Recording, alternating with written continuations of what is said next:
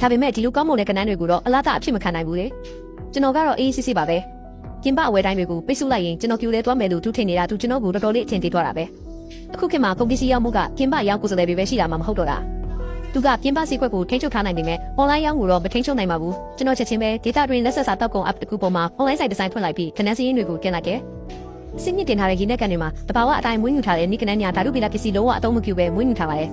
ကဏ္ဍမှုတွေပြည့်ရှံနေပြီးအသားကလည်းနူးညံ့ပါတယ်ယူရဲမှာကိုရိုင်လာရောက်စစ်ဆေးနိုင်ပါတယ်တည်နေတဲ့ကဏ္ဍဆိုရင်ငွေပြန်အမ်းပေးပါတယ်လို့ဆိုအများစာရေးထားခဲ့တယ်ဒီတင်နေတဲ့ကန်ရည်ထဲမှာကဏ္ဍတွေရေမောပင်တွေကြားလူးလက်စွာတွာလာနေတဲ့ပုံရိပ်တွေဗီဒီယိုတွေကိုကျွန်တော်ကိုယ်တိုင်ရိုက်ကူးပြီးတင်ခဲ့တယ်ပြီးတော့ကဏ္ဍကိုခွဲပြထားတဲ့အနီးကပ်ပုံတွေကိုလည်းဝင်းမြခဲ့ပါသေးတယ်ကဏ္ဍခုံထဲမှာရွှေရောင်ဥတွေရှမ်းထွက်နေပြီးအသားတွေကလည်းဖြူစင်ဝင်းပါကလက်ဆက်နေရကိုမြင်နိုင်ပါတယ်ဒါအပြင်မြုပ်ပြတဲ့ခွဲတန်းကထုတ်ပေးထားတဲ့တရားဝင်ရေးရေးတွေးစစ်စစ်ချက်အစည်းအဝေးခံစာတွေနဲ့ဘုသက်စီအကျွင်းကြံစစ်ဆေးချက်ရလဒ်တွေကိုပါပူးတွဲဖော်ပြခဲ့တယ်။ဘေကင်းလုံခြုံမှုဆိုင်ရာအညွန့်ကိန်းအားလုံးကိုကြောက်ဖြတ်ထားပြီးကျွန်တော်ကဏ္ဍတွေမှာအနေရရှိတဲ့ဓာတုပစ္စည်းလုံးဝမပါဝင်ကြောင်းပြသခဲ့ပါတယ်။ကြောညာတင်ပြီးနိုင်ရွက်အကြာမှာပဲကျွန်တော်ဖုန်းစတင်ပြီးလာပါတော့တယ်။ဆက်သွယ်လာသူကတော့ဒေတာရင်းအကြီးဆုံးစားတောက်ကုန်လုပ်ငန်းစုဖြစ်တဲ့ကျန်းနန်ကျူရဲ့ဝေယူရေးမန်နေဂျာပါ။မန်နေဂျာဝန်ဟာကျွန်တော်ရဲ့ကြောညာကိုတွေ့ပြီးကဏ္ဍတွေရဲ့အရေးတွေးကိုအရန်သဘောကျသွားတာပါ။သူကနမူနာတွေကိုယူလာပြီးလက်တွေ့စံတက်စစ်ဆေးဖို့ကျွန်တော်ကိုဖိတ်ခေါ်ခဲ့တယ်ကျွန်တော်လည်းတိုးဆုံးမနေပဲအထီး10ကောင်အမ10ကောင်စုစုပေါင်းကဏ္ဍအကောင်20ကိုအမြုပ်ကူးတဲ့ထည့်ပြီးစိုင်ကင်နဲ့စားတောက်ဆိုင်စီကိုတန်းမောင်းသွားခဲ့တယ်ကျန်းနန်တူကိုရောက်တဲ့အခါမန်နေဂျာဝန်ကမိဖို့ကြောင့်နောက်ဖက်မှာကျွန်တော်ကိုစောင့်နေပါတယ်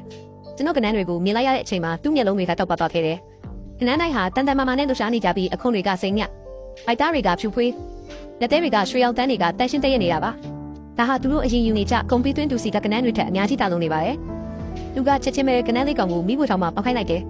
ဘိုးဖုံးကိုဖွင့်လိုက်တာနဲ့မွေးကြိုင်လာတဲ့ကဏ္ဍနံကလေးလူထဲမှာပြန့်နှံ့သွားပါတော့တယ်။မန်နေဂျာဝန်ကကဏ္ဍမတစ်ကောင်ကိုယူပြီးခွဲလိုက်တဲ့အခါဈေးပိုင်နေတဲ့ကဏ္ဍဦးတွေကအခုထဲမှာပြည့်ရှံနေတာကိုတွေ့ရတယ်။အယောင်ကလည်းနီနီရဲရဲနဲ့ကြည့်ရတာတကယ်ကိုတီးချစေရပါပဲ။သူကအနှဲငယ်ကြီးကြည့်လိုက်တဲ့အခါအားအသင့်မှုကြောင့်မျက်လုံးတွေဖြူသွားခဲ့တယ်။တရားတာနဲ့လက်ဆက်မှုကတကယ်ကိုမယုံနိုင်စရာပါပဲ။နမကျော်ရန်ချမ်းအိုင်ကကဏ္ဍတွေလောက်ကိုကောက်မွန်နေတာပါ။သူကကျွန်တော်ကိုအရန်စိတ်လှုပ်ရှားစွာနဲ့ကြည့်ပြီးခမည်းမရှိသမျှကဏ္ဍအားလုံးကိုကျွန်တော်ယူမယ်လို့ပြောခဲ့တယ်။သူကလင်းဝန်ခန်းရဲ့ဒေတာတွင်းပေါက်ဈေးထက်20ရာခိုင်နှုန်းဖူပေးပြီးချက်ချင်းကန့်လန့်ခဲ့ပါတယ်ကျွန်တော်တို့ဟာရေရှည်မှာပုံမှန်မှာယူဖို့အတွက်အယောင်အဝယ်စာချုပ်ကိုချက်ချင်းလက်မှတ်ရေးထိုးခဲ့ကြတယ်